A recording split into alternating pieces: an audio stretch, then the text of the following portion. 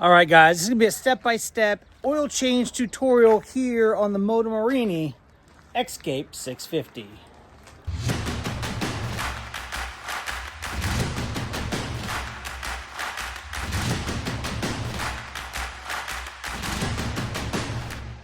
Ugh.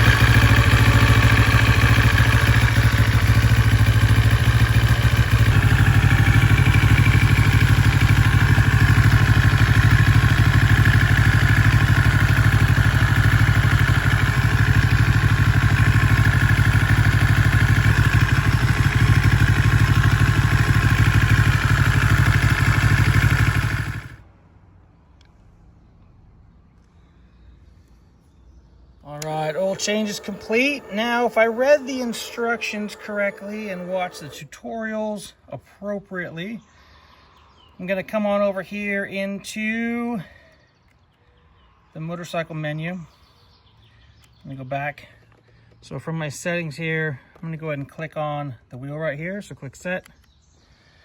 We're now going to go to this menu right here. We're now going to go down. So we're going to toggle down right here until we get to bike info. I guess we're there to begin with. We're going to click set.